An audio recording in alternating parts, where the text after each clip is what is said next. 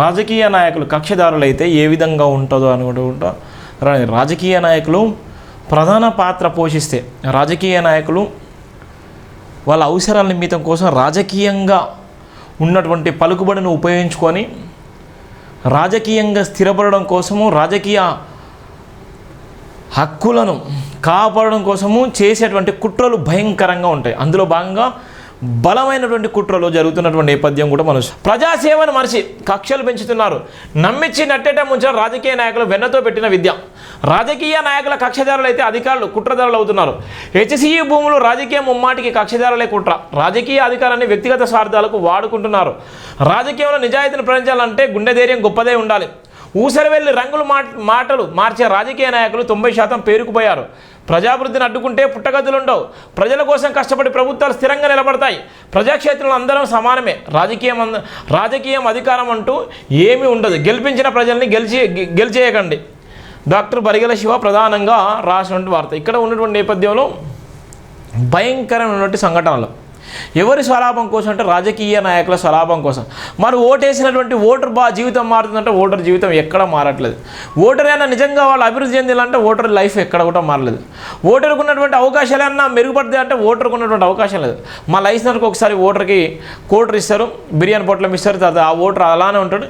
ఆ ఓటర్ జీవితం మాత్రం ఊరికి మాత్రం పరిమితం అయిపోతే ఆ ఓటర్ జీవితం అక్కడ ఉన్నటువంటి ఊర్లోనే ఉన్నటువంటి నేపథ్యంలో ఊరికే ఆనుకొని ఉన్నటువంటి ఓటరు ఇలా పట్టణాల వైపు రాలేనటువంటి ప్రయత్నం చేస్తున్నారంటే ఈ రాజకీయ నాయకులు కక్ష సాధింపు రాజకీయాలు ఎంత బలంగా ఉంటాయో, అధికారం కోసం ఎంత కుట్ర కుతంత్రాలు చేస్తారో చెప్పడానికి ఇది ప్రధాన వార్త. రాజకీయ నిస్వార్థాన్ని బలపరిచేది పోయి స్వార్థాన్ని బలపరుస్తూ ప్రజల జీవితాలతో చెలగాలాడుతుందని డాక్టర్ బరిగెల శివ కేంద్రశాలలో వివరించారు.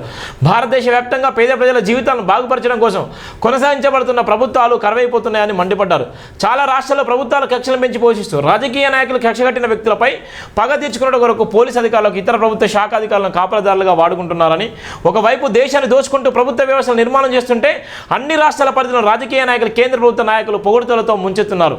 రాజకీయాల్లో నిలబడాలంటే కక్ష సాధింపు చర్యలను వదిలిపెట్టి నిజాయితీగా నిలబడాలని సూచించారు. పద్ధతి తప్పుతున్న ప్రభుత్వాలకు ప్రజలు ఖచ్చితంగా బుద్ధి చెప్తున్నారు.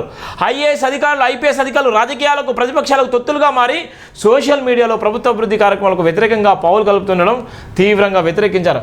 ఒకవైపు దేశం మొత్తంలో రాజకీయ ఎన్నికల నియమాలు అధికార పార్టీలకు దాహసం అయిపోయినట్టుగా ప్రపంచ దేశాలు నమ్ముతూ ఉంటే భారతదేశంలో మాత్రం అధికారం సంపాదించుకోవడం కోసం ఎంతటి దిగజాడు రాజకీయాలకైనా కక్ష సాధింపు రాజకీయాలు చేయడమే ఇవాళ మన భారతదేశంలో ఉన్నటువంటి రాజకీయాలు. ఇవన్నిటికి కారణం ఏంటంటే వాళ్ళ అధికారం కోసం, అవకాశం కోసం ఎంతటి వ్యక్తినైనా ఎంతటి ఇబ్బందులకైనా గురి చేసి అవమానాలు తట్టుకునేలాగా ఎదురు తిరిగితే జైలు పాలు జీవితాలను గడిపే విధంగా ఎన్నో కుట్ర కుతంత్రాలు చేసేటువంటి భయంకరమైన పరిస్థితి. అందుకోసమే రాజకీయము ప్రధానమైనది. చాలామంది రాజకీయంగా నిలదొక్కుకోవడం కోసం అడ్డమైనటువంటి దారులు వెళ్తారు. ఇలా మన భారత రాజ్యాంగ నిర్మాత బాబాసాహెబ్ అంబేద్కర్ గారు ఒకటే మాట చెప్పిండు, మాస్టర్కి అని. రాజ్యాధికారానికి దూరంగా ఉన్నటువంటి జాతులు అంతరించిపోతే కనీసం పట్టించుకునే నాదులే ఉండాలి. ఇలా ప్రవీణ్ పగడాల విషయంలో జరిగినటువంటి భయంకర కుట్ర అదే కదా. రాజకీయానికి దూరంగా ఉండడంతో ప్రవీణ్ పగడాల విషయంలో ఒక్క రాజకీయ నాయకుడు కూడా స్పందించలేదు. కనీసం ట్విట్ కూడా చేయలేదు, కనీసం సోషల్ మీడియాలో కూడా పెట్టలేదు. నారా లోకేష్ పెట్టి డిలీట్ చేసిన అంటే ఎంత ఇబ్బంది చూడండి. ఎంత రాజకీయంగా ఎంత పలుకుబడి ఉండి ఏ విధంగా కుట్ర చేసిల్లో చెప్పడానికి అదొక ఉదాహరణ మాత్రమే. ఇవాళ కేఏ పాల్ లాంటి వ్యక్తులు, హర్ష కుమార్ లాంటి వ్యక్తులు మాత్రమే స్పందించారు. ఎందుకోసం వాళ్ళు స్పందించాలంటే వాళ్ళు దళిత జాతులకు సంబంధించిన వ్యక్తులు. కేఏ పాలు క్రైస్తవ బిడ్డగా ఒక కాపు సామాజిక వర్గానికి సంబంధించిన వ్యక్తి అయినప్పుడు కూడా ఆయన ఎదిగిన నేపథ్యం మొత్తం క్రైస్తవ సామాజిక నేపథ్యంలో ఎదిగినటువంటి వ్యక్తి కాబట్టి ఆయన స్పందించండు.